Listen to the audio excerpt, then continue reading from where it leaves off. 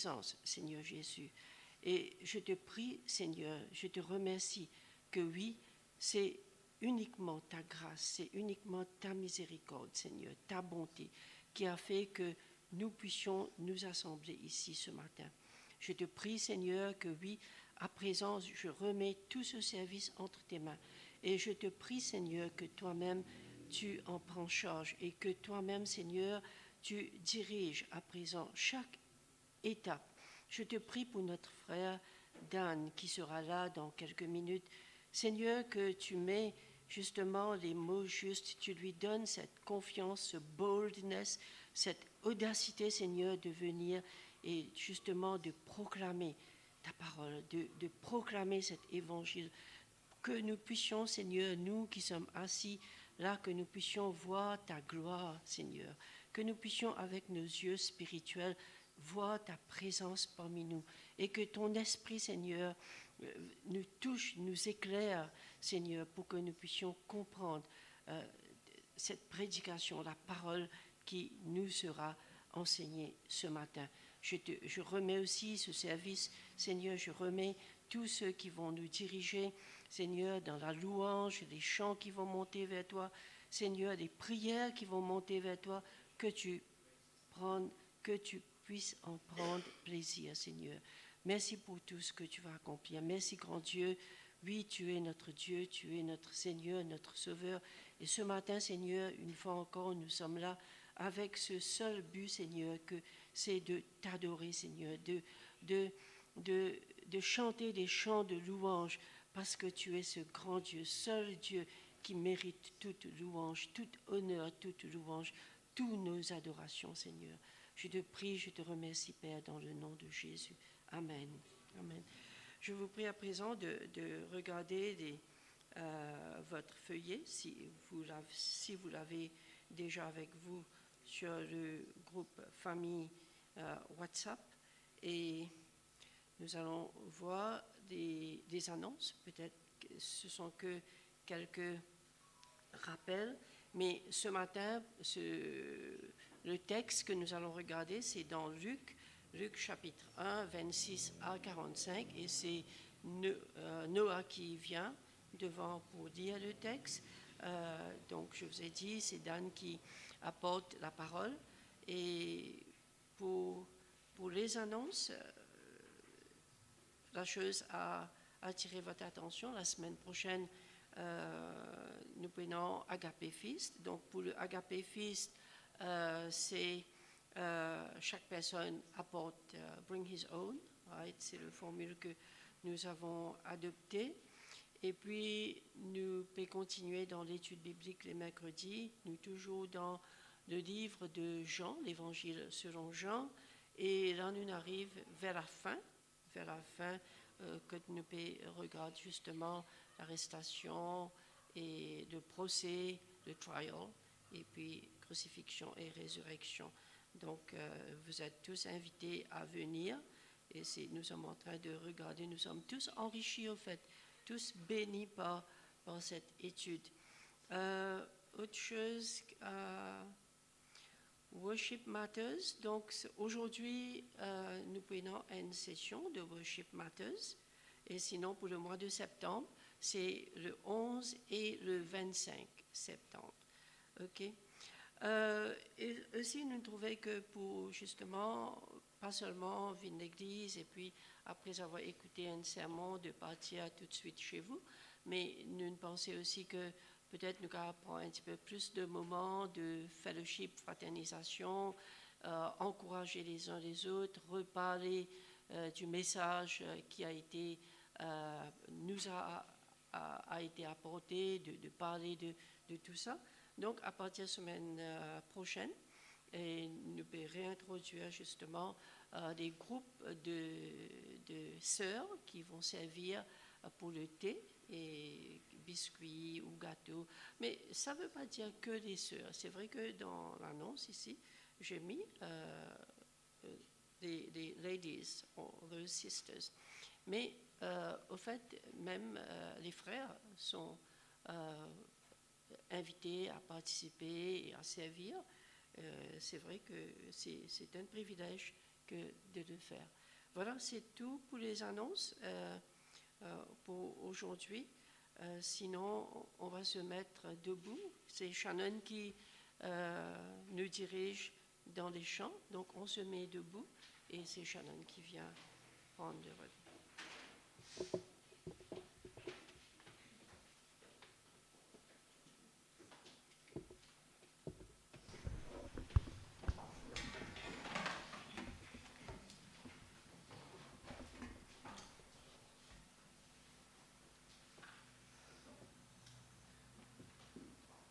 Le opening hymne de ce matin, All Creatures of Our God and King.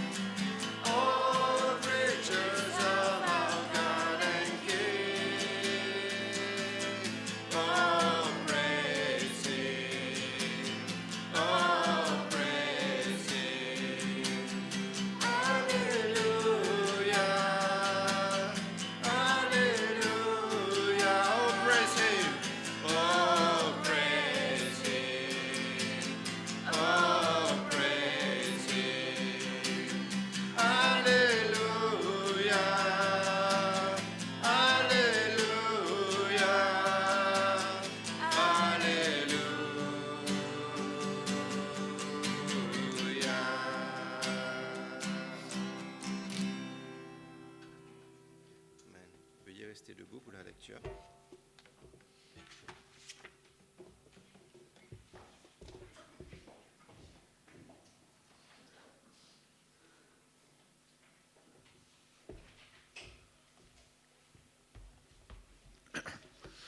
Luc 26 à 45. Au 6e mois, l'ange Gabriel fut envoyé par Dieu dans une ville de Galilée, appelée Nazareth, auprès d'une vierge fiancée à un homme de la maison de David, nommé Joseph. Le nom de la vierge était Marie. L'ange entra chez elle et dit, « Je te salue, toi à qui une grâce a été faite. Le Seigneur est avec toi. » Troublée par cette parole, Marie se demandait ce que pouvait signifier une telle salutation. L'ange dit, « Ne crains point, Marie, quand tu as trouvé grâce devant Dieu. Et voici, tu deviendras enceinte et tu enfanteras un fils, et tu lui donneras le nom de Jésus. Il sera grand et sera appelé fils du Très-Haut, et le Seigneur Dieu lui donnera le trône de David son père. Il régnera chez la maison de Jacob éternellement, et son règne n'aura point de fin. » Marie dit à l'ange, « Comment cela se fera-t-il, puisque je ne connais point d'homme ?» L'ange lui répondit, « Le Saint-Esprit viendra sur toi, et la puissance du Très-Haut te couvrira de son ombre. C'est pourquoi le Saint-Enfant qui naîtra de toi sera appelé Fils de Dieu. Voici, Élisabeth, ta parente, a conçu elle aussi un fils en sa vieillesse, et celle qui était appelée stérile est dans son 6e mois, car rien n'est impossible à Dieu. Marie dit, « Je suis la servante du Seigneur, et qu'il me soit fait selon ta parole. » Et l'ange la quitta. Dans ce même temps, Marie se leva et s'en alla en hâte vers les montagnes dans une ville de Juda. Elle entra dans la maison de Zacharie et salua Élisabeth. Dès qu'Élisabeth entendit la salutation de Marie, son enfant tressaillit dans son sein et elle fut remplie du Saint-Esprit. Elle s'écria d'une voix forte, « Tu es bénie entre les femmes et le fruit de ton sein est béni. Comment m'est-il accordé que la mère de mon Seigneur vienne auprès de moi? Car voici, aussitôt que la voix de ta salutation a frappé mon oreille, l'enfant a tressailli d'allégresse dans mon sein. Heureuse celle qui a cru, parce que les choses qui ont été dites de la part du Seigneur auront leur accomplissement. » Parole du Seigneur.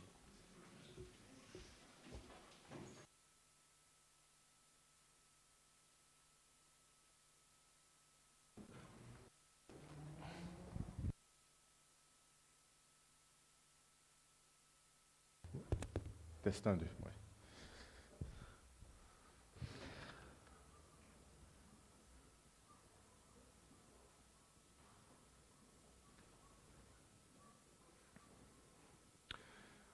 Bonjour à tous, et c'est une grâce pour moi encore une fois de vous voir dans la chair, dans le pupitre, pour vous apporter la parole de Dieu.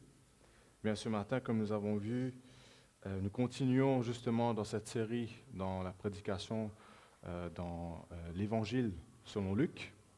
Et nous sommes aujourd'hui arrivés à un passage clé, un passage très important. Avant d'aller plus loin, allons prier. Éternel Dieu, notre Père, nous te sommes reconnaissants pour cette belle matinée. Seigneur, nous prions que tu bénisses l'écoute de ta parole, la prédication de ta parole. Donne la parole facile, Seigneur, et donne une attention non divisée. Que nous puissions justement nous focaliser entièrement et pleinement sur toi ce matin et que la gloire te soit rendue. Seigneur, bénis en chacun d'entre nous et que ta parole puisse nous toucher au plus profond de notre cœur. C'est dans le nom de ton Fils que je te prie. Amen. Alors, je vais me focaliser particulièrement sur les versets 26 à 38. Et comme nous avons vu la semaine dernière, notre frère Prem nous a emmenés dans l'annonce de la naissance du précurseur, qui est Jean-Baptiste, celui qui devait préparer le chemin du Seigneur et préparer un peuple bien disposé. Okay? Donc Luc, il ne fait pas ça par hasard, il ne met pas justement l'annonce de Jean-Baptiste avant celui de Jésus par hasard, en fait parce que Jean-Baptiste est le précurseur. Il arrive avant Jésus. Il prépare le chemin pour Jésus. De ce fait, Luc, il place l'annonce de Jean avant l'annonce de Jésus. Mais aujourd'hui, ce passage, c'est un passage souvent évoqué. Pendant la Noël, on parle souvent de ça, et Et souvent, le focus tourne autour de Marie, l'ange. Et vous allez voir, il y a beaucoup d'acteurs, en fait, dans ce passage. Il y a l'ange, Gabriel, il y a Marie, et il y a Jésus. Et souvent, beaucoup de personnes se focalisent sur Marie, sur la réponse de Marie, la foi de Marie, etc. C'est bien. Mais aujourd'hui, ce n'est pas ce que je vais faire. OK? Ce n'est pas ce que je vais faire. Et comme nous avons encore entendu la semaine dernière, c'est 400 ans de silence. Le frère Prem nous avait dit cela, entre l'Ancien Testament et Matthieu. C'est 400 ans de silence. Pas de prophète, pas de miracle ou quoi que ce soit. Rien de tout ça. Et soudainement, regarde ce qui se passe. Regardez ce qui se passe. C'est des miracles et des miracles qui s'enchaînent. C'est carrément un ange du Seigneur qui est envoyé. C'est carrément l'invasion du ciel dans ce monde. Et le passage d'aujourd'hui, justement, va continuer à nous donner cet aperçu de cette invasion. Le monde spirituel qui envahit le monde naturel. Et aujourd'hui, nous allons voir l'annonce de la naissance de Jésus, comme je l'ai dit. Et c'est un moment tant attendu, depuis des générations et des générations. Qu'est-ce que nous dit l'auteur des Hébreux? Il y en a beaucoup. Ils ont attendu, ils ont regardé de loin, mais ils n'ont pas vu de leur vivant. Cela me rappelle aussi, comme j'avais prêché une fois, le fameux vieil homme, Siméon, qui attendait la venue du Messie. Et quand il prend Jésus dans ses bras, il dit « Je peux mourir maintenant ». Dieu lui a fait grâce. Mais combien de nos frères et sœurs n'ont pas pu voir cela? Donc ici, on arrive à un moment décisif, tant attendu par tellement de personnes. Et je vous donne vite fait le plan du message. D'abord, nous allons voir une annonce surnaturelle. Après, un grand sauveur et roi éternel. Et finalement, une naissance exceptionnelle. Donc, on regarde dans les versets 26 à 27. Regardez dans votre Bible, s'il vous plaît. Au 6e mois, l'ange Gabriel fut envoyé par Dieu dans une ville de Galilée, appelée Nazareth, auprès d'une vierge fiancée à un homme de la maison de David, nommé Joseph. Le nom de la vierge était Marie. Alors, il y a plusieurs informations que nous donne Luc ici. Déjà, il nous donne le temps, le lieu, le messager, la destinataire. Ce ne sont pas des choses qui sont données par hasard. OK? Et regardez bien, Luc est en train de raconter une seule et même histoire. Et pour connecter l'histoire de l'annonce pour Jean, il dit ceci, au 6e mois. C'est-à-dire au 6e mois de la grossesse d'Élisabeth. C'est une même histoire. Il fait la connexion. Et nous voyons aussi le même messager, Gabriel, l'ange Gabriel.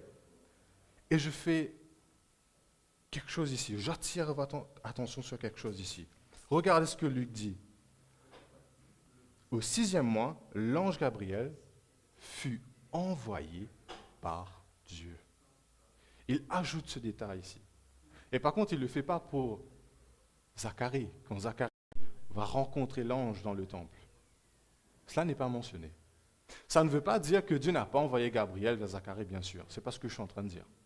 Mais Luc fait exprès de mentionner ici que l'ange Gabriel fut envoyé par Dieu. Pourquoi? C'est parce que cette annonce est d'autant plus importante. Cette personne qui va naître est plus importante que Jean-Baptiste. Fut envoyé par Dieu. Et Luc nous donne aussi l'endroit où l'ange a été envoyé. Nazareth, une petite ville de la région de Galilée. Et géographiquement, c'est une ville qui se trouvait loin de Jérusalem, c'était dans le nord, encore une fois dans le territoire de la Galilée. C'était une ville assez inconnue. C'est pourquoi d'ailleurs, en fait, Luc le dit. C'est une ville de la Galilée. Pourquoi? Son audience, c'est Théophile, un homme qui probablement ne connaît pas toute la géographie d'Israël.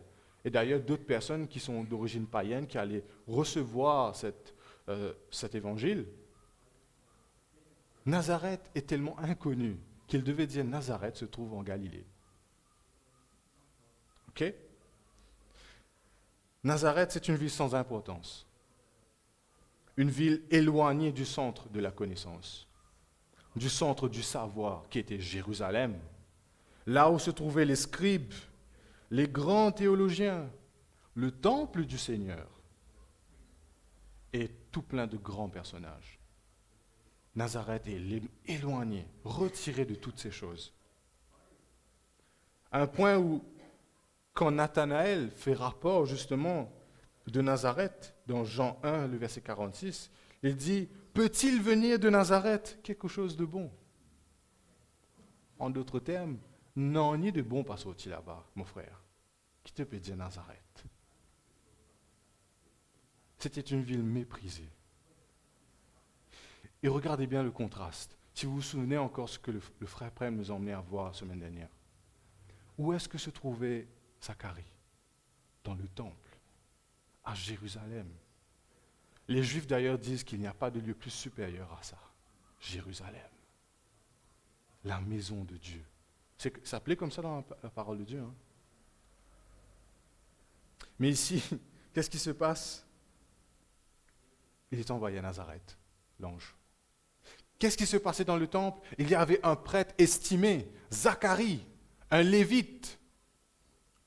Et il était en plein dans ses fonctions. Il faisait ce que le Seigneur demandait à faire. La foule était là, dans le moment de la prière. Zacharie était là pour offrir l'encens. Mais l'ange, toutefois, est envoyé dans cette petite ville, inconnue, méprisée. Il est envoyé chez qui? Chez une femme. Alors, pour vous, ça ne vous fait rien là. Parce que vous n'êtes pas dans le contexte de cette époque. Qui est une femme pour être visitée par un ange? Tous ces grands théologiens, ces personnes qui se disent être près de Dieu. L'ange Gabriel est envoyé à Nazareth vers une femme. Allons s'arrêter un moment et voir en fait ce que Luc est en train de faire ici. C'était sans précédent à son époque. Comment est-ce possible qu'une femme vierge, inconnue, qu'est-ce qu'elle a fait pour qu'elle puisse rencontrer un ange? Mais voilà, il est envoyé chez Marie, une vierge fiancée à un homme de la maison de David, nommé Joseph. Et il n'y a pas plus grande introduction que cela pour elle. Il n'y a pas de grand résumé. Marie était tranquille chez elle. Elle ne faisait rien d'extraordinaire, contrairement à Zacharie qui était dans le temple. Et Luc nous apprend qu'elle était fiancée à Joseph, qui en fait n'était rien d'autre que le charpentier du village. Des petits paysans là-bas qui vivent leur vie tranquille, une jeune fille vierge fiancée à un charpentier, rien d'extraordinaire, tout à fait normal. Et en termes d'âge, selon les commentateurs et les études de la tradition de l'époque, il est très possible que Marie avait seulement 13 ans. Alors, vous me dites, non, 13 ans, ce n'est pas possible. Mais je vous rappelle qu'il ne faut que 50 ans peut-être de cela. Nos grands-parents, nos arrière-grands-parents se mariaient très jeunes. Aujourd'hui, on voit cela comme inconcevable. Comment un enfant de 13 ans va se marier? C'est impossible. Pourquoi on a beaucoup retardé les choses? Je ne vous dis pas, il faut se marier à 13 ans, hein. Ce n'est pas ce que je suis en train de dire. Il y a une raison pourquoi la loi dit 18 ans, mais il faut comprendre, les temps ont changé. On comprend cela. Mais dans le temps de Marie, il n'y avait rien de plus ordinaire. Elle avait 13 ans, elle avait l'âge de concevoir, et la coutume était qu'elle devait se fiancer à quelqu'un. Donc les parents allaient le fiancer à un jeune garçon. Et elle devait rester toujours chez ses parents, même si elle était fiancée. Elle était toujours sous le toit parental, pendant 1 an à peu près, histoire de mettre en place les préparatifs pour le mariage. Donc, le contact entre le fiancé et la fiancée était très comme si limité. OK? Et on apprend ici que cette jeune fille, Marie, elle vivait dans la pureté. Elle obéissait le Seigneur. Elle était une vierge. De plus qu'à cette époque, de commettre une chose l'immoralité dans la maison de son père, elle aurait été lapidée. Donc elle vivait en obéissance à Dieu, en honneur à ses parents. Et Luc mentionne 2 fois que Marie était une vierge. Regardez cela. L'ange Gabriel fut envoyé par Dieu dans une ville de Galilée appelée Nazareth, auprès d'une vierge fiancée à un homme. Il continue, le nom de la vierge était Marie. Pourquoi il n'a pas dit, et son nom était Marie? Pourquoi il ajoute encore une fois, et le nom de la vierge était Marie? Il mentionne 2 fois qu'elle était vierge. Pourquoi? Ce qui va se passer, l'annonce, la nouvelle qu'elle va recevoir, on va voir l'ampleur du miracle, de celui qui va naître d'une vierge. Regarde maintenant, on regarde les versets 28 à 30. L'ange entra chez elle et dit, « Je te salue, toi à qui une grâce a été faite. Le Seigneur est avec toi. » Alors l'ange, il rentre sans frapper. Hein? C'est un petit peu la coutume des anges. Et il rentre et dit, « Je te salue. » Ok? C'est ce que lit nos traductions. Mais je suis convaincu que la traduction ici n'est pas assez expressive. Pourquoi? Vous savez ce que dit le grec?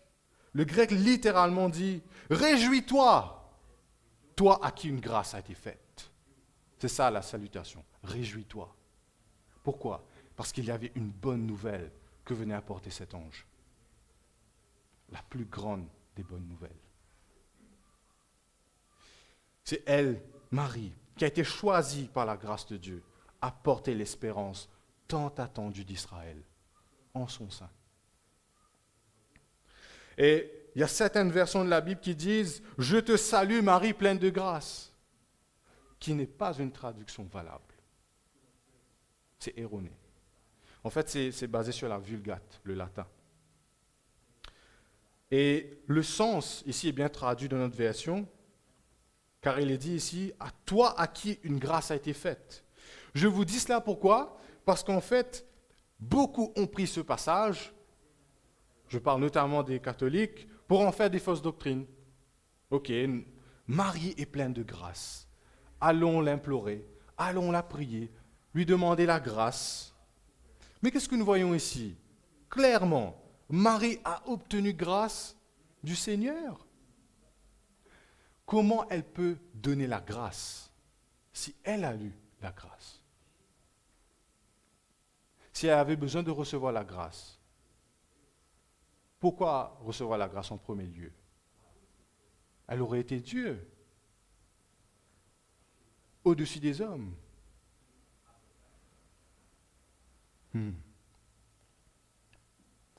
Donc il faut faire attention à ces choses.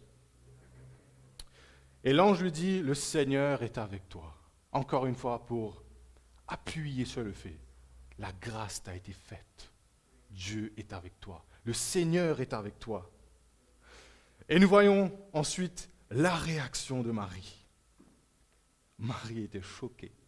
Imaginez-vous, vous êtes tranquille chez vous, même si un membre de votre famille apparaît comme ça, un coup devant vous, vous allez être choqué. Demandez à ma mère et Réhan, ils vont savoir. Mais ici, c'est un ange. C'est l'apparition soudaine d'un ange. Elle était troublée. Et c'est peut-être qu'elle était troublée parce que, comme Zacharie, elle se trouvait dans la présence d'un être saint, d'un ange. Elle était consciente que ce n'est pas n'importe qui, c'est un ange du Seigneur. Peut-être. Mais Luc nous dit précisément que c'était l'annonce qui l'avait troublée. Et le grec, encore une fois, nous donne encore plus de détails. Ce n'est pas juste qu'elle était troublée. Elle était très troublée. Elle était pétrifiée. Qu'est-ce que peut dire cette chose, cette annonce? Que veut dire une telle chose? C'est mystérieux. Qu'est-ce que cela veut dire? Un ange l'a pris en surprise. Mais l'ange va rassurer Marie. Il va calmer sa crainte. Et va affirmer encore une fois. Qu'est-ce que l'ange lui dit? Toi à qui Ne crains point, Marie, car tu as trouvé grâce devant Dieu. Encore une fois, tu as trouvé grâce. Encore une répétition de la grâce. Pourquoi l'ange lui dit encore une fois, tu as trouvé grâce?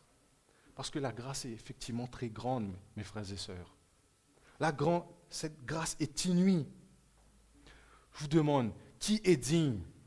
Qui est digne de porter en son sein le Créateur du ciel et de la terre? Qui est digne d'être appelé la mère de Dieu? Personne.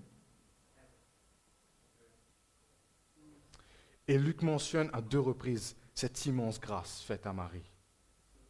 Elle qui est bénie d'entre toutes les femmes, elle qui sera appelée bienheureuse par toutes les générations. Quel honneur, quel privilège pour cette jeune vierge. Mais comme je vous l'ai dit au départ, l'acteur principal de cette histoire, ce n'est pas Marie. Elle est effacée comparée à celui qu'elle va recevoir, l'enfant qui va naître d'elle. Regardez dans les versets 31 à 33, où l'ange s'exprime enfin à Marie de la raison de cette visite. Et voici, tu deviendras enceinte, et tu enfanteras un fils, et tu lui donneras le nom de Jésus. Il sera grand et sera appelé fils du Très-Haut. Et le Seigneur Dieu lui donnera le trône de David son père. Il régnera sur la maison de Jacob éternellement, et son règne n'aura point de fin. Et notez bien ce que le verset 31 nous dit. Tu deviendras enceinte et tu enfanteras un fils. Tu lui donneras le nom de Jésus. Tournez avec moi dans Ésaïe 7, le verset 14. Ésaïe 7, le verset 14.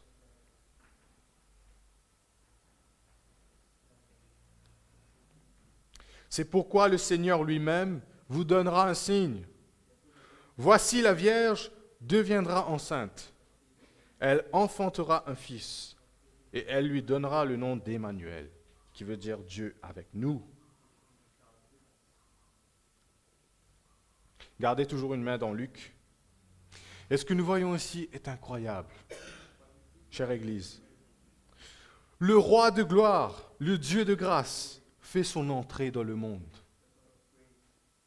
L'infini se voile de la chair.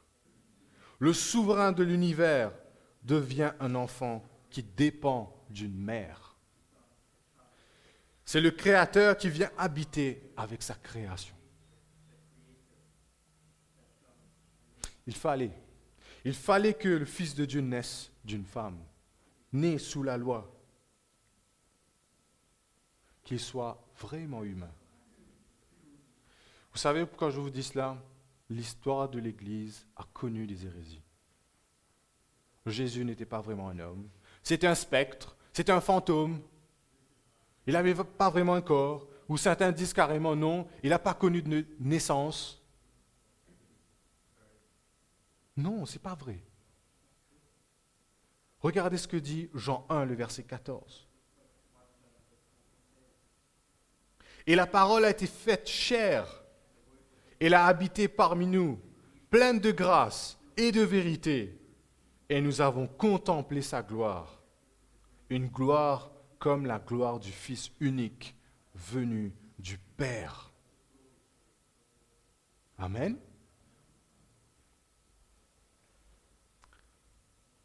Ce glorieux Fils de Dieu, unique Fils, le seul de sa génération, nul ne peut se comparer à lui.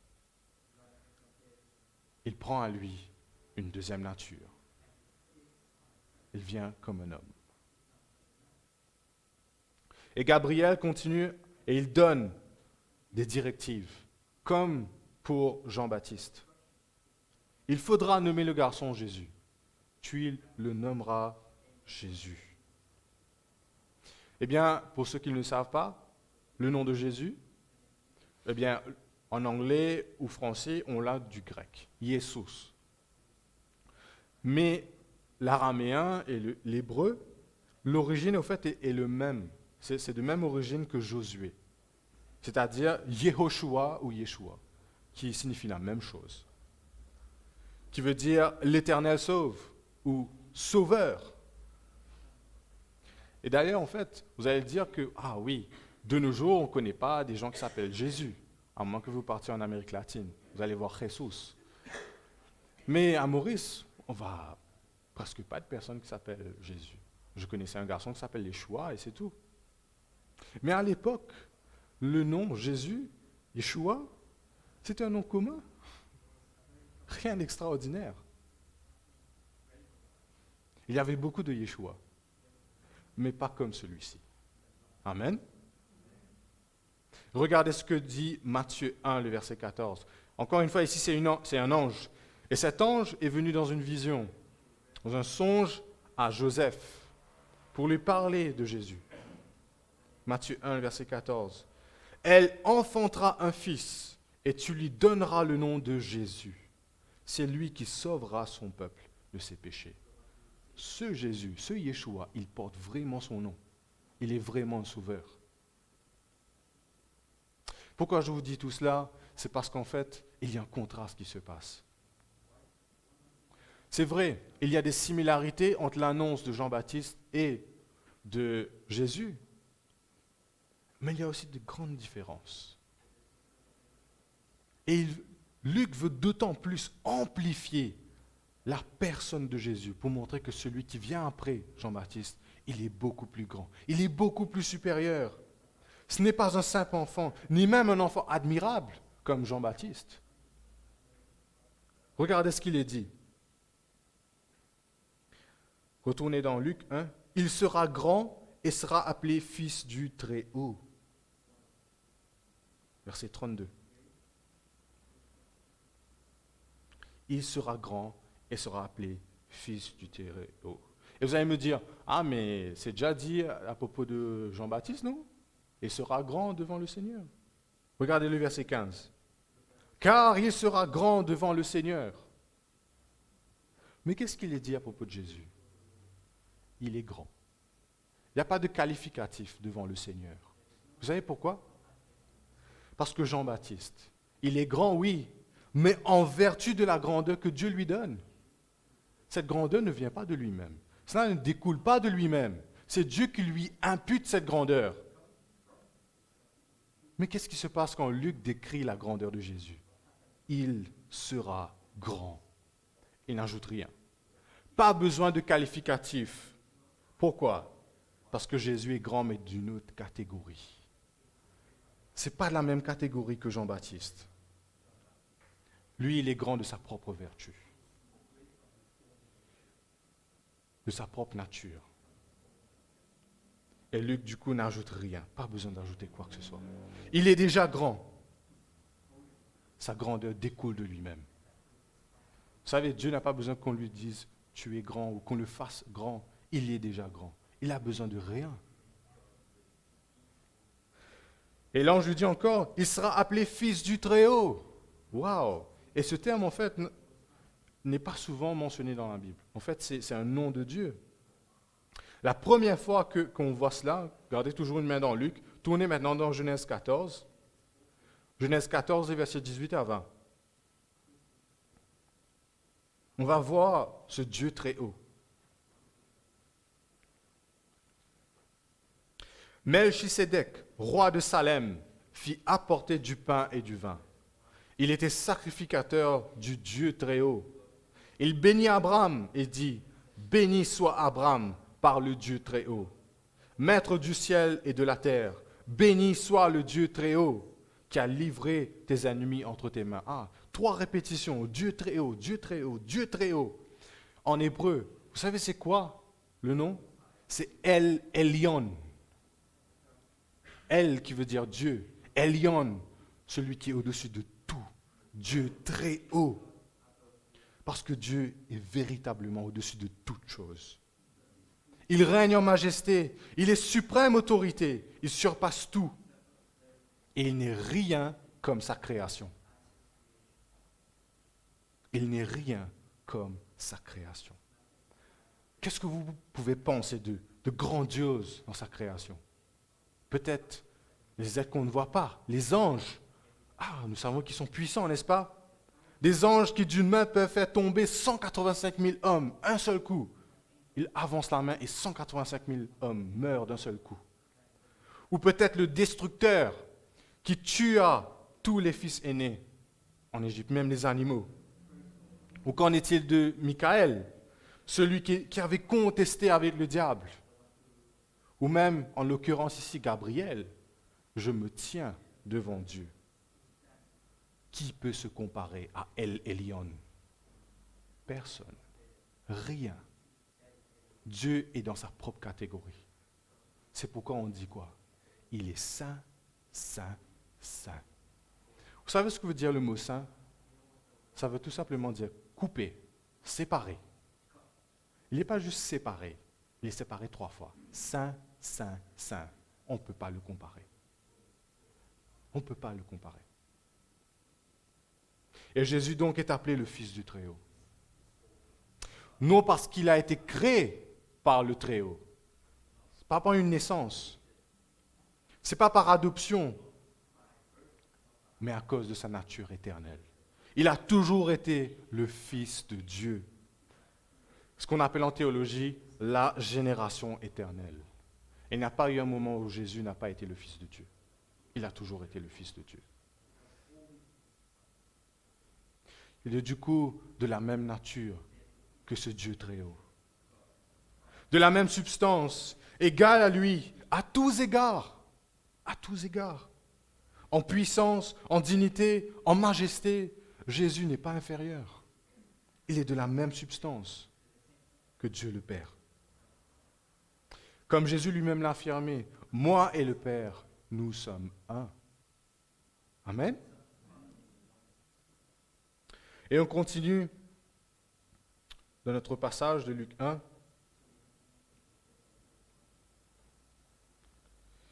Et le Seigneur Dieu lui donnera le trône de David son père. Il régnera sur la maison de Jacob éternellement, et son règne n'aura point de fin. Donc ce qu'on voit ici, il est clair que Marie est de la descendance de David, parce qu'il dit que Jésus, eh bien, son ancêtre sera David. Et que Jésus va hériter le trône de David, son père. D'ailleurs, c'est comme cela que sont décrits les ancêtres dans la tradition juive. On dit nous, grand-père, grand-père, grand-père. Non, les Juifs disent le père de son père. Et du coup, si je remonte peut-être 7 générations en arrière, mon grand-père, je peux toujours l'appeler mon père, selon la tradition juive. Et Marie et Joseph étaient tous deux de la lignée royale, la lignée de David, ce qui veut dire que Jésus avait directement un droit au trône de David. Et cette parole, qui est mentionnée ici par l'ange Gabriel, se base sur une promesse qui a été faite à David lui-même. Veuillez tourner dans 2 Samuel 7. 2 Samuel 7, on va voir les versets 11b à 13.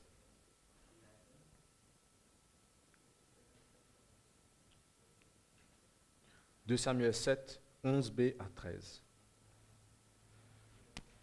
Et l'Éternel t'annonce qu'il te créera une maison. Quand tes jours seront accomplis et que tu seras couché avec tes pères, j'élèverai ta postérité après toi, celui qui sera sorti de tes entrailles, et j'affermirai son règne. Ce sera lui qui bâtira une maison à mon nom, et j'affermirai pour toujours le trône de son royaume. » On va dire que Salomon, oui, avait construit le temple, mais il n'avait pas eu de règne éternel, n'est-ce pas? Il n'est pas toujours resté sur le trône. Cette parole ne visait pas Salomon immédiatement. C'était sur le long terme. Ça visait le Messie, le vrai, le successeur de David. Et nous voyons que Jésus n'est pas roi d'un royaume temporaire. Combien de rois est-ce qu'a vu notre terre, l'histoire de l'homme? Des milliers. Où est-ce qu'ils sont? Sous la terre. Ils sont morts. Où est-ce qu'est Jésus? Il est au ciel et il règne. Son royaume est éternel. Ce n'est pas un royaume terrestre. C'est comme quand il le dit à Pilate. En Jean 18, le verset 36, « Mon royaume n'est pas de ce monde. » Jésus, comme je vous l'ai dit, est assis actuellement à la droite de son Père. Maintenant même là. Son règne ici-bas n'est peut-être pas complètement réalisé, mais le règne a déjà débuté dans son Église. Il est non seulement le roi d'Israël, mais il est aussi le roi de toutes les nations. Il est le roi des rois. Et nous arrivons au verset 34 et 35. Nous voyons la réponse de Marie quand elle entend une telle chose. Marie dit à l'ange, « Comment cela se fera-t-il, puisque je ne connais point d'homme ?» L'ange lui répondit, « Le Saint-Esprit viendra sur toi, et la puissance du Très-Haut te couvrira de son ombre. C'est pourquoi le saint enfant qui naîtra de toi sera appelé Fils de Dieu. » Marie n'était pas encore mariée. Elle habitait dans le toit familial. Elle n'habitait pas avec Joseph. Elle n'avait pas de relation avec un mari. Et sa question est légitime. Comment concevoir un enfant sans un homme? C'est impossible. Ça n'a jamais été entendu dans la parole de Dieu. Peut-être que c'est mentionné dans Ésaïe, mais je doute fort en fait que les Juifs de l'époque se disaient on attend ça, on attend ça. Parce que beaucoup de ces choses, c'est plus tard quand Jésus vient, que les apôtres vont donner la lumière de ces choses. Donc, il y a un blocage. Comment je vais faire? Je ne suis pas marié encore. Et contrairement à Zacharie, Marie ne réagit pas avec l'incroyance. Zacharie, comment je vais reconnaître cela? Même s'il ne voulait pas croire. C'est un moment de faiblesse pour lui. Mais ce n'est pas le cas de Marie. Elle ne demande pas de signe, déjà, mais elle demande une simple question. Comment cela va se faire? Comment une telle chose peut se produire? Et la réponse que donne Gabriel n'est pas forcément une réponse qui répond à toutes ces questions. Mais c'est suffisant pour elle, dans ce moment. Le Saint-Esprit viendra sur toi, et la puissance du Très-Haut te couvrira de son ombre. Cet enfant n'aura pas de père terrestre. Il est le produit de l'œuvre du Saint-Esprit dans le sein de Marie. Et regardez bien ce qui est dit ici. L'Esprit Saint viendra sur toi. La puissance du Très-Haut te couvrira de son ombre. Qu'est-ce qui se passe ici? Est-ce que ça vous rappelle? Qu'est-ce qui s'est passé quand le tabernacle était prêt et la gloire de Dieu descendait, qui avait couvert toute la tente? Regardez dans Exode 40. C'est ce qui s'appelle le Shekinah de Dieu, la gloire de Dieu. Exode 40, les versets 34 à 35.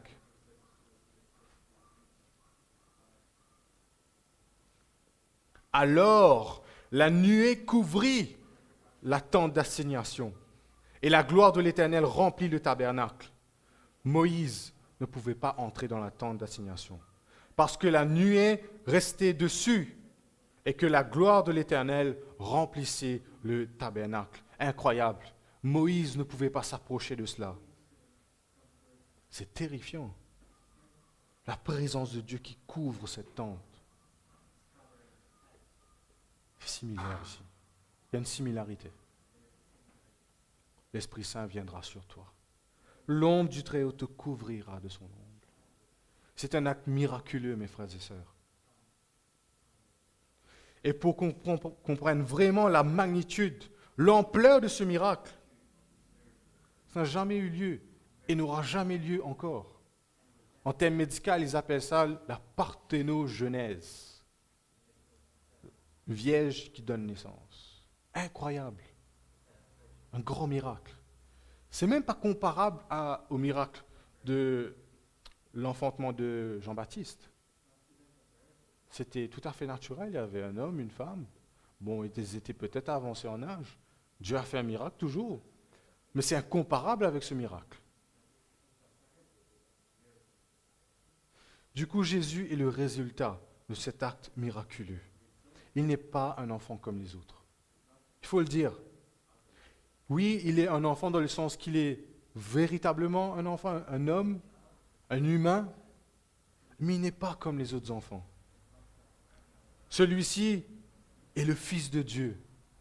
Non pas seulement parce qu'il est divin, la deuxième personne de la Trinité, le Fils de Dieu, mais ici il est question de son humanité. Tournez dans Luc 3, le verset 38. Regardez ce que Luc fait quand il donne une généalogie. Fils d'Énos, fils de Seth, fils d'Adam, fils de Dieu. Adam est appelé fils de Dieu. Pourquoi? Parce qu'Adam n'avait pas de père. Il était le premier homme. C'est pourquoi, proprement dit, son père n'est pas un père terrestre. Son père est dans les cieux. Son père est Dieu. Pour la même raison, Jésus n'a pas de père terrestre. Joseph n'est pas son père. Il est appelé le Fils de Dieu. Il y a beaucoup à dire dessus, parce que les Juifs de l'époque avaient une compréhension de ce terme, Fils de Dieu. En fait, c'était un terme qui était utilisé pour le Messie. Ce n'était pas forcément pour faire référence directement à la divinité. Mais ça avait pris une ampleur à cette époque. Quand on dit Fils de Dieu, les Juifs avaient une conception, voilà, c'est le Messie, un Messie politique. Celui qui va retirer l'envahisseur, qui va détrôner celui qui nous opprime et qui va emmener la gloire, la prospérité d'Israël. Ils avaient cette connotation dans la tête. Fils de Dieu, Fils de Dieu. Mais Jésus a montré vraiment qu'il était Fils de Dieu. Il ne l'a pas prouvé de lui-même. C'est Dieu qui l'a revendiqué. C'est Dieu qui l'a prouvé, qui l'a attesté. Il est le Fils de Dieu. Qu'est-ce qui se passe quand il prend son baptême? Écoutez celui-ci. C'est mon Fils bien-aimé, en qui j'ai mis toute mon affection. Ou pour reprendre le psaume, tu es mon Fils unique. Aujourd'hui, je t'ai engendré. Quand David avait reçu l'onction de Samuel pour devenir roi, il n'était pas venu roi de suite, n'est-ce pas? Mais il a reçu l'onction. On l'a oint. Qu'est-ce que Jésus avait reçu dans le baptême? C'était son onction. Tu es le Fils de Dieu. Je t'ai engendré aujourd'hui. Tu es le Messie. Et Jésus va prouver cela. Son enseignement, sa vie, va être revendiqué par Dieu quand il va le ressusciter des morts. Celui-ci est vraiment le Fils de Dieu.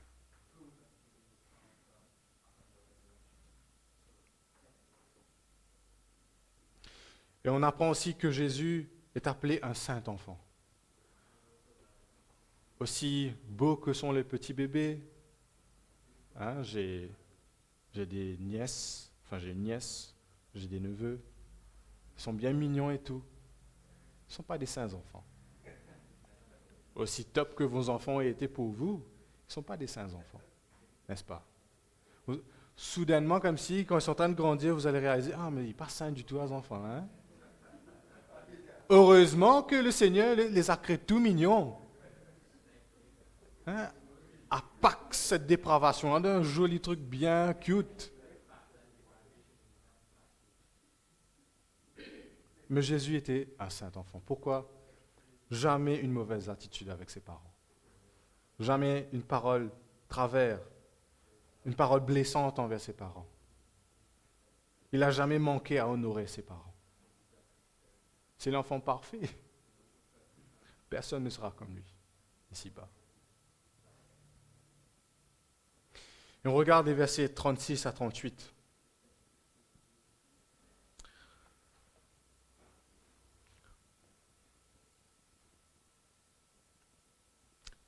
L'ange, il fait quelque chose d'important ici. Voici Élisabeth, ta parente, a conçu. Elle aussi un fils en sa vieillesse.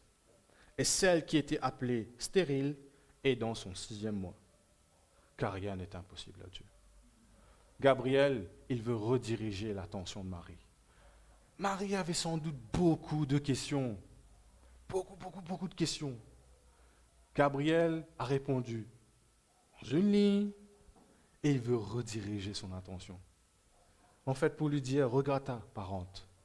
Elle qui était dans sa vieillesse, qui était stérile, elle a conçu et elle est dans son 6e mois. Gabriel fait cela en fait pour fortifier la foi de Marie. Mais aussi probablement pour l'encourager à aller visiter Élisabeth. Et d'ailleurs, c'est ce qu'elle va faire avec hâte, juste après, dans le passage qui va suivre. Là, on apprend qu'elle s'était cachée pendant 5 mois. J'étais comme si frappé par cette parole. Au lieu, quand elle dit c'est le Seigneur qui a enlevé ma honte, elle ne l'a pas montré ce ventre devant tout le monde pour dire ah voilà, le Seigneur a enlevé ma honte. Elle n'a pas fait cela. Elle n'a pas pavané son ventre. Elle s'est cachée, au contraire. Elle est restée chez elle. C'est la grâce que le Seigneur m'a faite. Et maintenant, elle n'est plus dans sa cachette. Elle est sortie le 6e mois. Et ça tombe pile poil au moment où l'ange lui dit, voilà, Élisabeth, ta parente, elle a conçu. Probablement parce que Marie n'avait pas eu les nouvelles. Elle apprend cela d'un ange. C'est incroyable, n'est-ce pas?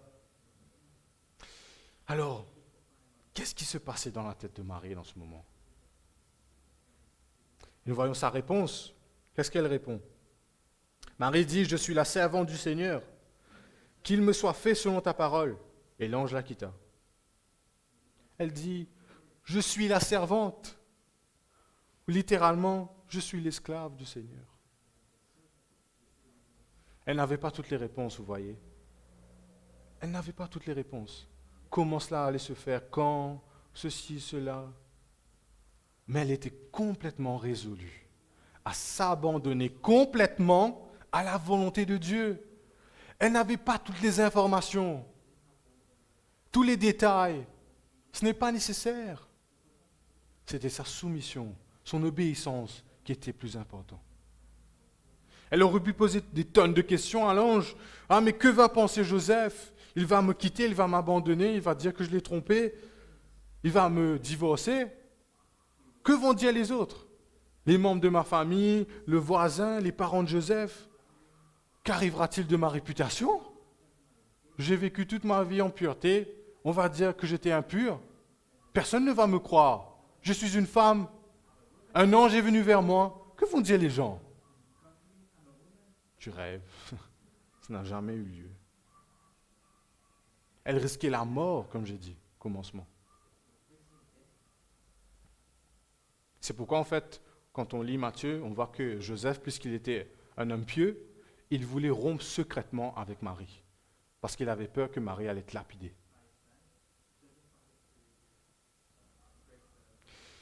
Et qu'est-ce qu'elle dit, Marie? Elle ne pose pas toutes ces questions. Elle dit que me soit fait selon ta parole. Après quoi l'ange la quitta. C'est tout. Qu'il me soit fait selon ta parole. Et la parole de Dieu s'est accomplie, mes frères et sœurs. Amen. Pour conclure, regardez ce mystère, mes frères et sœurs. Celui qui tient le monde dans sa main, le Fils de Dieu, celui qui est au-dessus de tout, il quitte tout pour venir habiter dans une petite ville méprisable en Galilée, qu'il naisse d'une vierge, d'une mère qui était modeste, qui n'avait rien d'extraordinaire, qui n'était pas riche, afin de sauver son peuple, de payer pour ses péchés, de mourir comme une rançon, de ressusciter et d'être accueilli dans la gloire et entrer dans son règne. Il a obtenu le trône de son père David, de Dieu lui-même. Il est assis aujourd'hui à la droite de Dieu. Il règne déjà. Mes frères et sœurs, quel grand Dieu nous servons. Amen. Rien ne lui est impossible. Allons prier.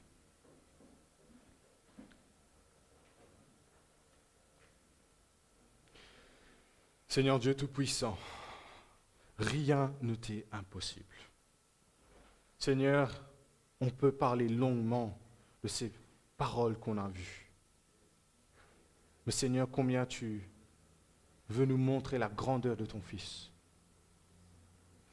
Cet enfant qui est né, qui a vécu parmi nous, qui est incomparable aux autres enfants, et pourtant est de notre même nature que nous, a partagé notre nature, s'est humilié, il a pris la forme d'un esclave pour s'identifier à nous, pour mourir pour nos péchés. Et à présent qu'il a été revendiqué, qu'il est vraiment le Fils de Dieu, non seulement la deuxième personne de la Trinité, mais aussi le vrai Messie, le successeur de David. Il siège à ta droite, Seigneur. Il est couronné de gloire. Et nous voulons nous courber devant lui. Quel mystère, Seigneur, qu'une si grande nouvelle, une si bonne nouvelle, soit envoyée dans une ville perdue, éloignée, dans le cœur d'une femme vierge. Ta sagesse nous dépasse, Seigneur. Et souvent, lorsque nous sommes confrontés aux choses de la vie, que nous aussi nous soyons prompts à dire qu'il me soit fait selon ta volonté, Seigneur. À nous abandonner à ta volonté.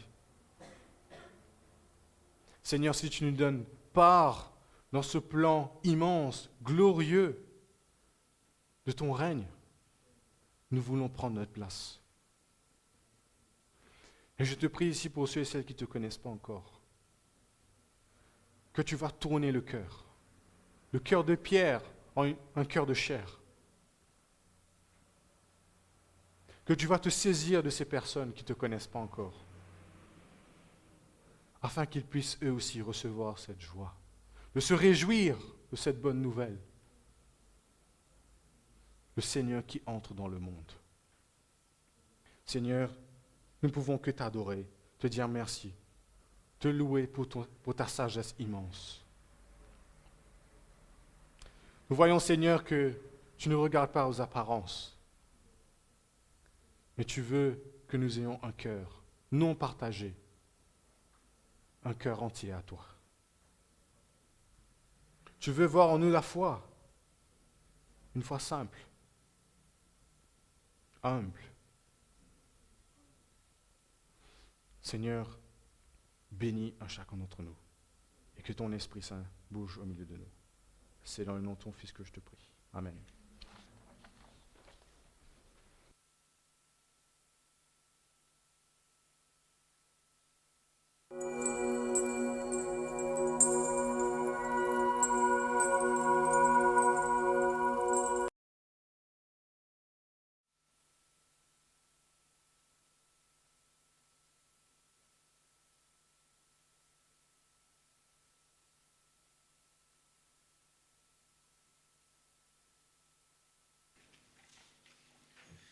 Veuillez vous mettre debout. En révérence à notre Seigneur, nous allons chanter, passer un moment dans l'adoration, à louer notre Seigneur. Nous avons un grand Dieu, un roi. Et il règne dans les cieux, pas comme ces autres rois, comme Dan nous l'a dit. Ces autres rois, eux, ils sont sous terre de nos jours. Mais lui, il règne et il règnera pour toujours. Chantons Hosanna in the highest.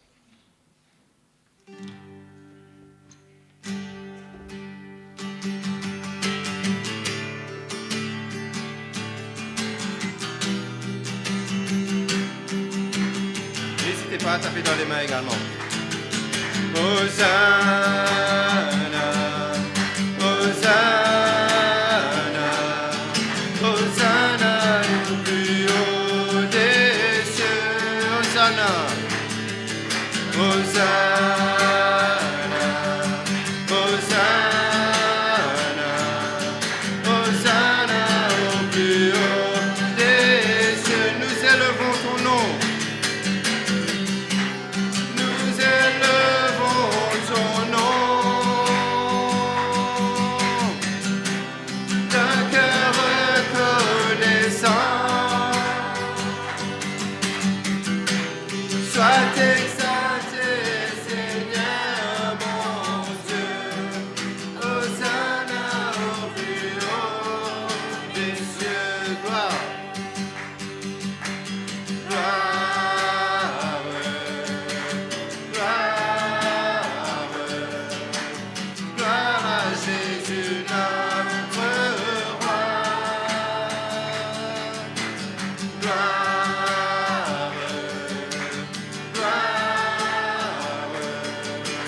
Gloire à Jésus, notre le roi. Nous élevons ton nom.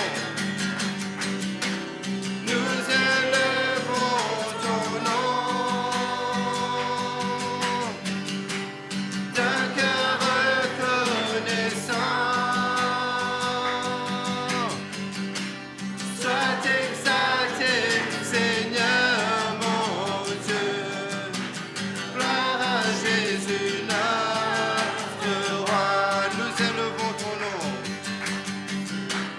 Nous élevons son nom. D'un cœur reconnaissant. Sois exalté, Seigneur mon Dieu. Gloire à Jésus, notre roi. Amen. Continuons à le louer, notre Seigneur, ce matin. Wonderful, merciful Savior.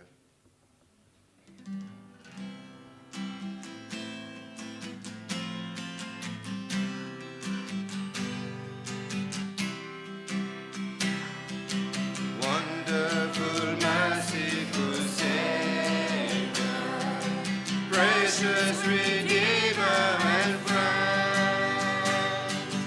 You would have thought that a lamb would rescue the souls of man. Oh, you rescue the souls of man. Counselor, comforter, keeper. Counselor, comforter, keeper. Spirit we long to embrace. You offer hope when our hearts have hopelessly lost the way. Oh, we're hopelessly lost the way. You are the one that we praise. You are the one we adore. You give us healing and grace. Our hearts always hunger for. Oh, our hearts always hunger for. Almighty, infinite Father, faithfully loving your word. Here in our weakness you find us, falling before your throne. Oh, we're falling before your throne. You are the one that we praise. You are the one we adore. You give us healing and grace. Our hearts always hunger for. Oh, our hearts always hunger for. You're the one. You are the one that we praise. You are the one we adore. You give us healing and grace. Our hearts always hunger for. Oh, our hearts always hunger for. Oui, Seigneur Dieu, nous voulons te remercier, Seigneur Dieu, pour ce que tu as fait, Seigneur Dieu. Et comme nous avons écouté, Seigneur, ce message, tu es un grand Dieu, Seigneur Dieu. Tu es le roi des rois, Seigneur Dieu. Tu es venu, tu as envoyé ton Fils pour nous, Seigneur Dieu, malgré que nous ne le méritons pas. Et nous avons vu, Seigneur Dieu, ta puissance, que tu as fait l'impossible, Seigneur Dieu, venir possible, Seigneur Dieu. Et pour nous sauver, Seigneur Dieu. Nous te remercions, Seigneur Dieu, pour cela. Continuons à louer notre Seigneur. Knowing you, Jesus.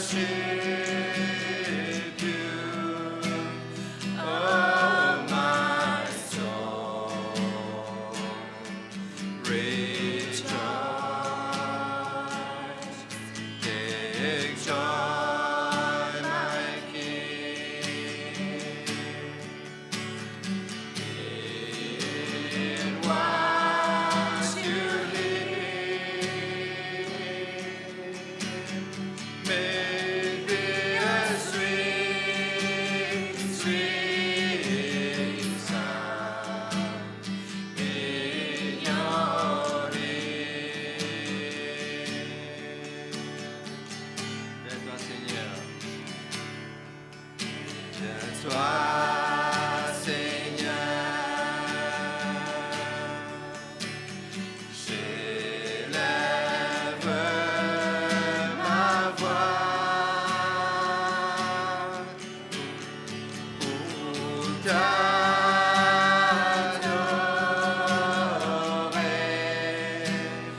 mon Sauveur, mon roi. Reçois, Seigneur, comme un doux parfum, l'amour et le chant de nos cœurs reconnaissants.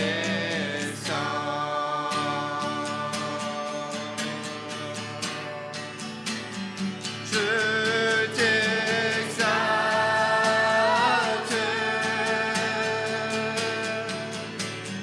je t'exalte,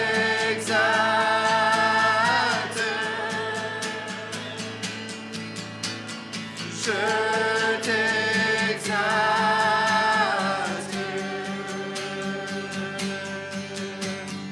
Oh Seigneur, oui, je t'exalte, Seigneur. Je t'exalte,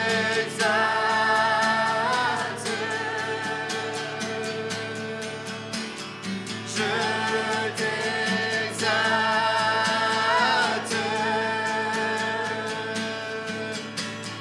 je t'exalte.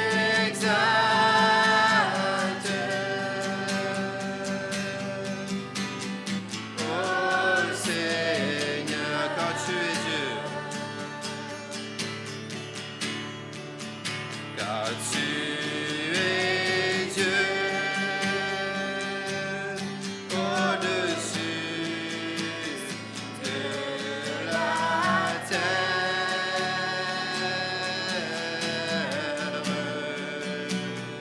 Tu établis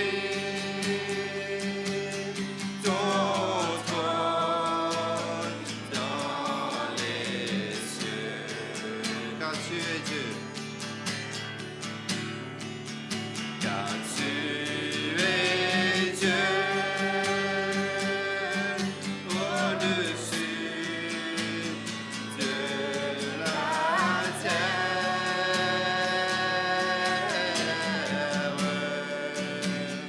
Tu es le roi, tu es le seul Dieu. Aïe, exalté. Aïe, exalté.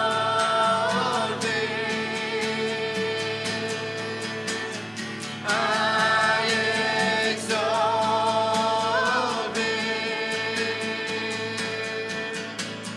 Aïe, exalté.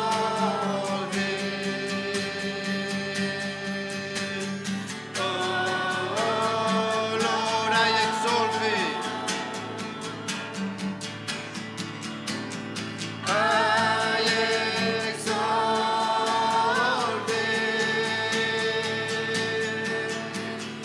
Aïe, exalté.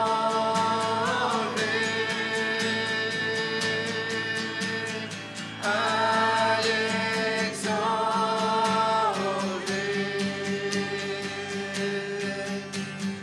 Oh, Lord. Chantons tous ensemble. We exalt thee. We exalt thee. We exalt thee. We exalt thee. Oh Lord.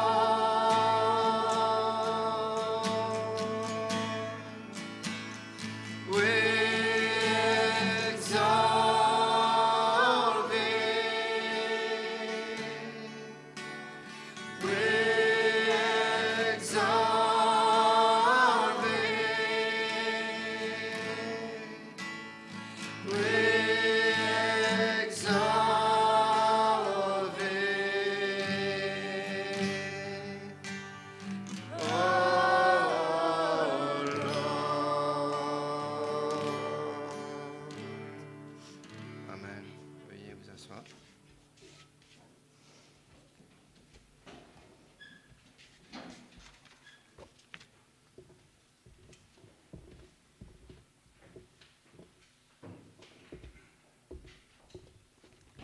Bonjour à tous. Nous avons chanté ce matin à Jésus-Christ, notre merveilleux et miséricordieux Sauveur, et nous l'avons célébré en l'exaltant. Quel merveilleux Sauveur, effectivement, nous avons en Jésus-Christ. Nous avons aussi écouté sa parole prêchée par notre frère, et ce que notre frère nous a dit, que la naissance de Jésus-Christ est le résultat d'un acte miraculeux. C'est effectivement le cas. Il n'y a que Dieu qui peut faire des miracles. Et cela découle d'une promesse, comme le verset 32 nous a dit. Il sera grand et sera appelé Fils du Très-Haut, et le Seigneur Dieu lui donnera le trône de David, son père. C'était une promesse qu'on voit dans le psaume 132, verset 11, qui dit « L'Éternel a juré la vérité à David, il n'en reviendra pas. Je mettrai sur ton trône un fruit de tes entrailles. » Et là, toute l'importance de ce matin, de cette naissance humaine de Jésus-Christ. Jésus-Christ est né des entrailles d'une femme. Et c'est la preuve de l'humanité de Jésus. Si Jésus, autrement, quand Jésus est mort sur la croix, il n'est pas mort comme Dieu, il est mort comme un homme parfait dont le sacrifice a satisfait la colère de Dieu. Autrement, si Jésus n'était pas homme, ce sacrifice perdrait tout son sens. D'où l'importance de voir cette naissance, d'étudier ce matin, comme nous avons entendu, cette naissance humaine de Jésus-Christ, preuve de son humanité, de quoi tout l'Évangile se développe pour aller jusqu'à la mort de cet homme parfait sur la croix, pour satisfaire la colère de Dieu. Ce matin, nous pouvons être sûrs de la vérité de la parole que personne ne peut contester à travers toutes ces preuves, toutes ces promesses que Dieu nous a données dans sa parole. Remercions-le ce matin pour sa parole. Seigneur Père très saint, nous voulons te remercier ce matin où encore une fois tu nous donnes la preuve, Seigneur, de la vérité de ta parole en montrant, Seigneur, cette humanité de Jésus-Christ, né d'une femme des entrailles et d'une femme, Seigneur, et selon ta promesse que tu as placée sur le trône de David, son père. Seigneur, nous voulons te remercier encore une fois pour cette vie que tu as menée sur terre, allant jusqu'à te sacrifier, mourir d'une mort indigne sur la croix. Mais Seigneur, c'était la seule façon pour nous aujourd'hui qui pouvons être là devant toi et réclamer le pardon de nos péchés par ton sacrifice. Seigneur, remplis-nous de cette assurance que rien sur cette terre, Seigneur, ne puisse nous convaincre d'autre chose que notre pardon, notre paix avec Dieu et seulement en Jésus-Christ, notre Sauveur, qui est né, venu sur cette terre, a vécu pour mourir pour nous, pour le pardon de nos péchés. Seigneur, imprime cette vérité dans nos cœurs et aide-nous à grandir chaque jour de plus en plus dans la connaissance et guidé par ton Esprit Saint habitant en nous. Nous te remercions, Seigneur Dieu, pour tous tes bienfaits, pour ta grâce. Dans le nom de Jésus, nous te prions. Amen. Maintenant, nous allons passer aux requêtes personnelles que nous pouvons prier. Et comme nous avons entendu le sermon ce matin, nous pouvons prier pour ceux parmi nous à l'Église à qui Dieu a donné ce don de la prédication, en particulier notre pasteur lui-même, Jean-Marie, il y a Prem, Mévin et Dan. Nous pouvons prier pour ces 4 frères parce qu'ils ont cette lourde responsabilité d'annoncer la parole et que Dieu soit avec eux pour les guider, afin que toujours il n'y a que la vérité qui soit proclamée ici dans cette église à IBF. Il y a aussi, quelquefois nous ne pensons pas assez à ceux qui travaillent un peu dans l'ombre. Hein? Et là, je veux penser particulièrement à mon frère Joy, hein? Qui œuvre inlassablement à garder, hein, ce lieu en état. Hein? C'est un peu un travail dans l'ombre. Nous voyons, il y a Horty aussi pour le nettoyage et tout ça, mais il y a d'autres encore qui travaillent dans l'ombre pour plusieurs petites choses. Prions, hein, parce que nous avons chacun besoin des uns des autres. Hein. Prions pour toutes ces personnes. À vous la parole maintenant. Nous remercions Dieu pour revoir, hein, notre frère André et notre sœur Lisby après presque un mois, hein, d'absence. Que Dieu continue à poser sa main guérissante et bénissante sur eux, hein, pour demeurer en bonne santé. Et même Maryse, qui n'était pas là la semaine dernière, par la grâce de Dieu, elle est là ce matin, se portant mieux. Et aussi Rada, a pu l'avoir visité, sa fille, Joshua en Angleterre. Oui, le retour de Rada.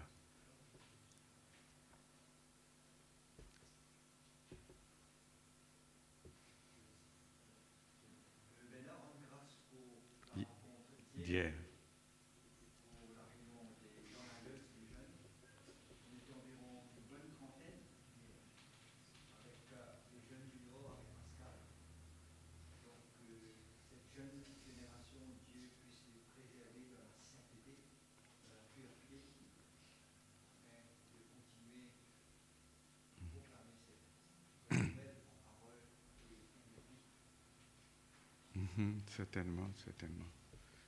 Et pour tous ceux qui œuvrent à travailler avec ces jeunes aussi.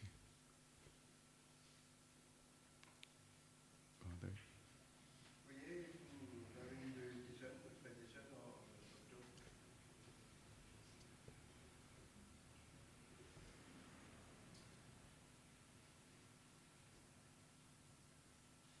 S'il n'y a pas d'autres requêtes, baissons notre tête et prions. Seigneur Père éternel, nous voulons te remercier ce matin encore pour notre Église ici à Rosille, Seigneur, pour cette assemblée que toi, tu as rassemblée sous ton aile, Seigneur.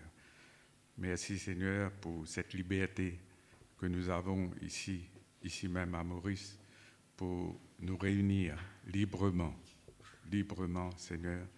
Nous te remercions pour cela, car c'est un privilège aussi ici, dans notre pays. Et nous te prions que nous puissions toujours continuer à nous réunir librement, sans contrainte, et que librement aussi, Seigneur, nous puissions annoncer, être des témoins de l'Évangile, là où tu mets autour de nous. Seigneur, mais nous savons aussi que nous nous réunissons avant tout pour te louer, t'exalter, comme nous venons de chanter, mais aussi pour nous nourrir de ta sainte parole. Seigneur Dieu, nous te remercions pour ce que tu as placé parmi nous. Seigneur, à qui tu as donné ce don de la prédication. Et là, nous voulons penser à notre pasteur Jean-Marie, à Prem, Mévin et Dan, Seigneur, qui semaine après semaine, fidèlement, nous amène ta parole. Seigneur Dieu, nous te prions de les préserver de tout mal, de les garder purs, Seigneur, dans leur préparation même de cette parole, Seigneur, et que tu leur donnes toujours le bon conseil de ton Esprit Saint, afin que ce soit la vérité seulement de ta parole qui soit prêchée ici, en ce lieu, et que c'est cette parole qui amènera, Seigneur, les pécheurs à Jésus-Christ selon ta sainte volonté. Et pour nous autres aussi, les autres, que nous soyons affermis dans notre foi. Seigneur, nous te prions aussi pour ceux qui travaillent dans l'ombre, Seigneur, mais qui font beaucoup, Seigneur, pour l'Église. Seigneur, là particulièrement, je veux penser à mon frère Joy, Seigneur, qui s'occupe de ce lieu physiquement, Seigneur, avec amour, avec vraiment désintéressement, Seigneur, mais qui donne beaucoup de son temps à s'occuper, Seigneur, comme on dit, des premises ici de l'Église. Seigneur, continue à bénir ce frère, donne-lui la force et le courage, ainsi que son épouse Artie aussi, tous les deux, Seigneur, afin que vraiment nous ayons vraiment toujours ce lieu en parfait état à chaque fois que nous nous réunissons. Seigneur, pour d'autres aussi, comme on dit, peut-être dans l'ombre, mais qui travaillent, qu'on ne voit pas, Seigneur, que tu les encourages et les bénisses. Seigneur Dieu, nous te remercions pour la présence ce matin de André et de Lisby, notre frère André, notre sœur Lisby, après presque un mois d'absence à cause de la maladie. Mais merci Seigneur qu'ils sont parmi nous ce matin en meilleure santé et que tu continues à poser ta main guérissante sur eux, comme sur Maryse aussi, Seigneur. Merci qu'elle est là, mais il y a peut-être encore un petit peu à récupérer et que ta main guérissante soit sur elle. Seigneur, ce matin, nous nous réjouissons aussi de revoir notre sœur Ada après sa visite en Angleterre chez sa fille. Seigneur, merci pour les moments qu'elle a eus avec sa famille là-bas, Seigneur, en Angleterre. Mais Seigneur, merci aussi qu'elle soit de retour, qu'elle soit là aussi parmi nous. Et nous prions qu'elle continue, que tu continues à travailler dans son cœur, Seigneur, afin que vraiment elle soit vraiment toujours éclairée de ta parole et se tourner vers toi pour son salut et sa paix en Jésus-Christ. Seigneur Dieu, nous voulons te remercier pour hier, Seigneur. C'était un jour vraiment exceptionnel et merveilleux de voir cette trentaine de personnes, Seigneur, rassemblées pour cette réunion de jeunes. Seigneur, merci pour tous ces jeunes qui étaient là. Seigneur, c'est ce privilège qu'ils ont dès à cet âge d'entendre ta parole, de connaître ta volonté, Seigneur. C'est un grand privilège, Seigneur, qu'ils ont. Mais sois avec eux, que ta parole agisse dans leur cœur et que ce privilège, ils l'utilisent vraiment à bon escient afin de continuer à avancer dans la vie avec, Seigneur, tout ce que toi tu enseignes, Seigneur, comment vivre, mais non seulement cela pratiquement, mais aussi dans leur cœur, Seigneur, que tu fasses ton œuvre, Seigneur, et que tu habites dans leur cœur, dans des cœurs convertis, Seigneur, à Jésus-Christ. Merci pour tous ceux aussi qui ont œuvré hier, Jean-Marie même, pour le message, Mévin et les autres. Seigneur, merci pour eux aussi, Seigneur, que tu leur donnes toujours cet engouement, ce zèle pour ainsi te servir, pour la gloire de ton Saint-Nom. Seigneur Dieu, nous prions aussi pour notre frère Jason, dont la venue est annoncée ici à Maurice pour octobre. Seigneur Dieu, tout cela nous plaçons en tes mains, Seigneur, que tu sois avec lui, là où il sera en Inde, dans tout. Nous savons qu'il y a tellement de choses à rattraper, Seigneur, là-bas même en Inde, mais sois avec lui, Seigneur, et que vraiment toi-même tu prépares tout pour sa venue ici très bientôt. Seigneur Dieu, nous voulons nous confier à toi. Nous reconnaissons nos faiblesses, Seigneur. Nous reconnaissons, mais pardonne-nous, Seigneur, et sois avec nous, et toujours que ta bonne main nous accompagne. Dans le nom de Jésus, nous te prions et te remercions. De Jésus, notre Seigneur et notre Sauveur. Amen.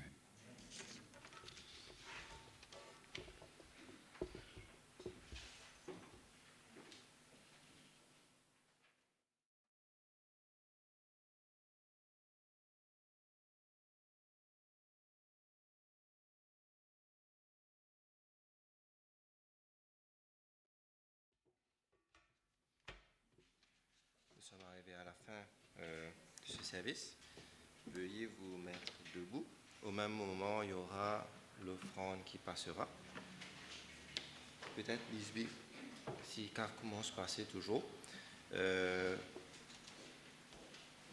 On va faire un petit un petit moment d'application de notre Worship Matter, comme on a commencé la semaine dernière avec notre frère Dan. Bon, ça va être principalement tapé dans la main. OK.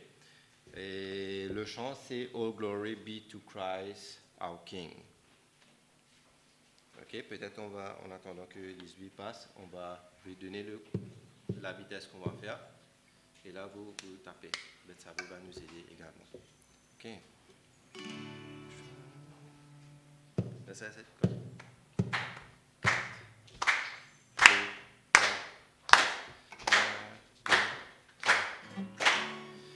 Good. Nothing of our effort stand, no legacy survive,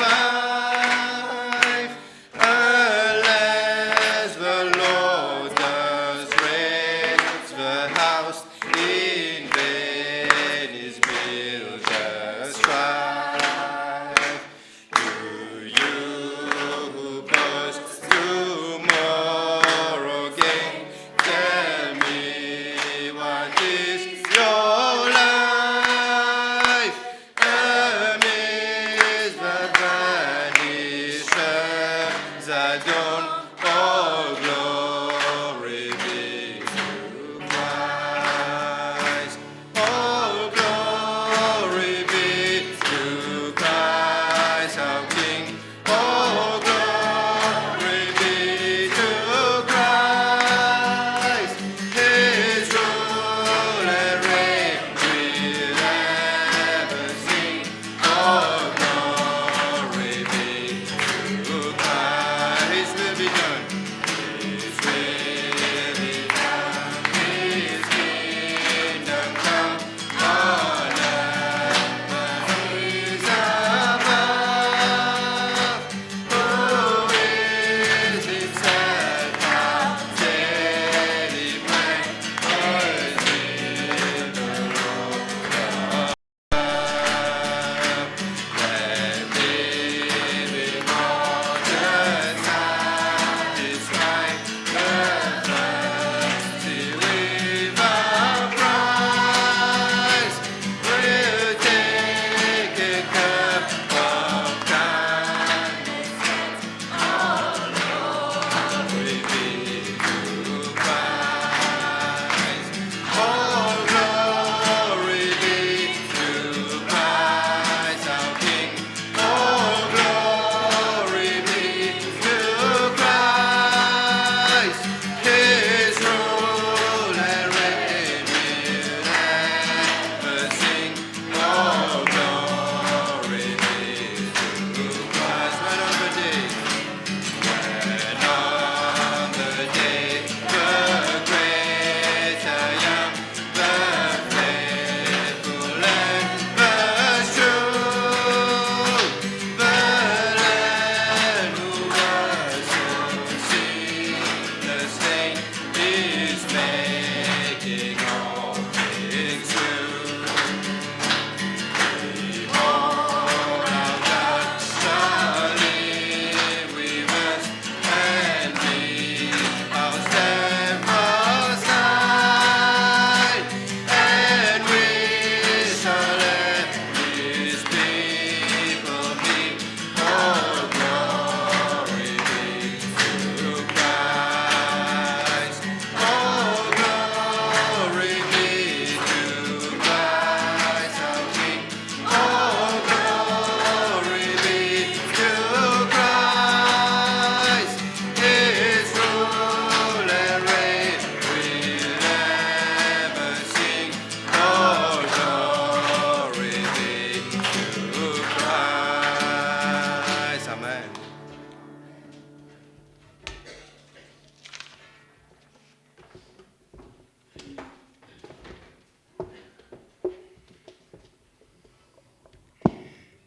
Ah oui, Seigneur notre Dieu, que toute la gloire revient pour toi et pour toi seul. Quand seul toi es le grand roi des rois, le Seigneur des seigneurs.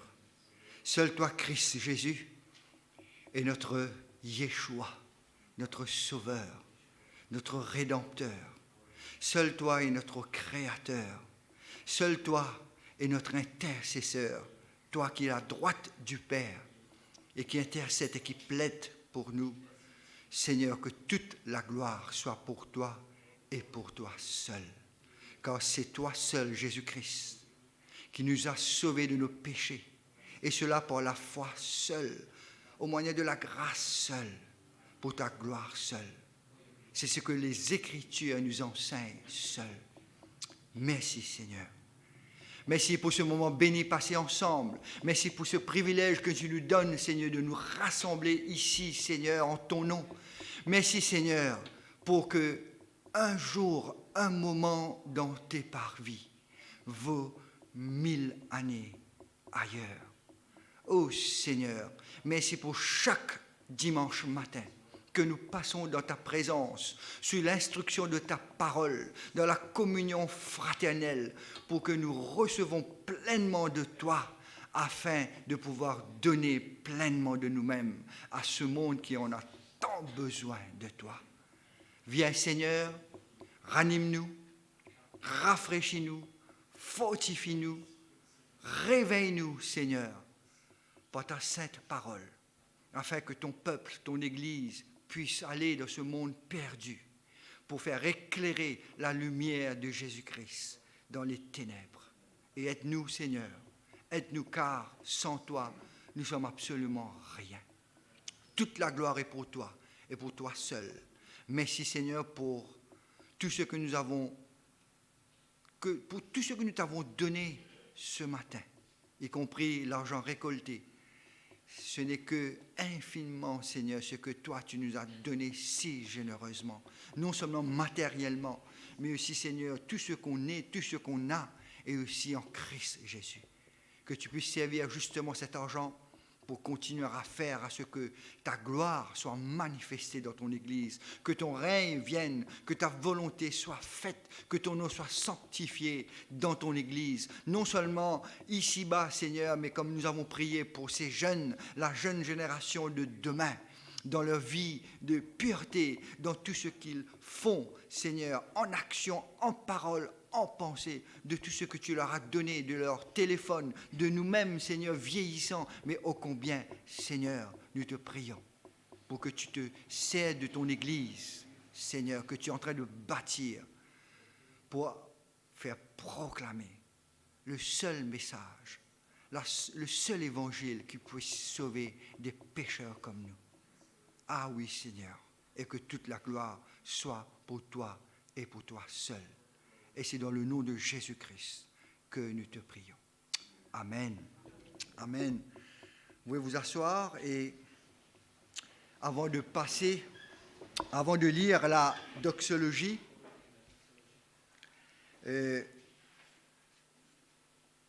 simplement, tout en nous rappelant et remerciant le Seigneur pour ceux qui sont de retour parmi nous, n'oublions pas aussi ceux et celles qui ne sont pas là avec nous. Comme vous avez vu, sûrement, la famille Goraya n'est pas au complet. Je demande à Lucas, où est maman, Lucas? Voilà, qu'on puisse prier pour Néla et aussi une petite visite si c'est possible, un petit call. Donc, n'oubliez pas, non seulement Néla, mais tous ceux et celles que nous ne voyons pas, un petit mot d'encouragement, car nous avons été bénis et en retour, nous allons bénir les autres pendant la semaine. Et autre chose que je voulais signaler aussi, tout en remerciant Dieu et priant pour les Sihani, il y a aussi beaucoup de choses qu'il faut entretenir ici dans le bâtiment cette semaine-ci. Avec l'aide de Laval, on va commencer le waterproofing. Il y a beaucoup de travail, même comment on nous dit là, comment ça s'appelle là? Le prélat est tombé, donc il faudra des mains, un petit coup de peinture. C'est forcément du travail qui doit faire que nous aussi, nous sommes capables d'entreprendre tout cela avec la bénédiction de Dieu. Et un simple petit rappel avant de passer à la doxologie. En tant que catholique, j'ai été élevé avec Marie dans tout ce qu'il nous fait. Et comme Dan l'a si bien dit, cette prière je vous salue Marie. Après quoi? Pleine de grâce. C'est une hérésie. À toi, à qui grâce a été accordée. Mais par contre, comme Dan nous l'a montré dans Jean chapitre 1, verset 14, en parlant de cette parole, Jésus qui s'est fait chair, qu'est-ce qu'il dit? Pleine de grâce. Là, c'est pleine de grâce. Quand la grâce découle abondamment de Jésus-Christ. Et comme préparation pour la semaine prochaine, on continue. C'est encore extraordinaire ce que nous allons voir. Donc, je vous encourage de lire, continuer à lire après là où nous avons arrêté, au verset 38, et on va lire jusqu'au verset 56 en guise de préparation pour dimanche prochain. Quant à aujourd'hui, on va terminer dans cette doxologie, comme on vient de chanter, la gloire à Christ. Je vais relire ces versets-là pour vous. Luc chapitre 1, verset 26 nous dit, au 6e mois, l'ange Gabriel fut envoyé par Dieu dans une ville de Galilée appelée Nazareth, auprès d'une vierge fiancée à un homme de la maison de David, nommé Joseph. Le nom de la vierge était Marie. L'ange entra chez elle et dit, je te salue, toi, à qui une grâce a été faite. Le Seigneur est avec toi. Troublée par cette parole, Marie se demandait ce que pouvait signifier une telle salutation. L'ange lui dit, ne crains point, Marie, car tu as trouvé grâce devant Dieu. Et voici, tu deviendras enceinte et tu enfanteras un fils. Et tu lui donneras le nom de Jésus. Il sera grand et sera appelé Fils du Très-Haut. Et le Seigneur Dieu lui donnera le trône de David, son père. Il régnera sur la maison de Jacob éternellement, et son règne n'aura point de fin. Marie dit à l'ange, mais comment cela se fera-t-il, puisque je ne connais point d'homme? L'ange lui répondit, le Saint-Esprit viendra sur toi, et la puissance du Très-Haut te couvrira de son ombre. C'est pourquoi le Saint-Enfant, le seul, n'est-ce pas, le Saint-Enfant qui naîtra de toi sera appelé Fils de Dieu. Voici Élisabeth, ta parente, a conçu, elle aussi, un fils en sa vieillesse, et celle qui était appelée stérile est dans son 6e mois. Car rien n'est impossible à Dieu. Et l'Église dit Amen.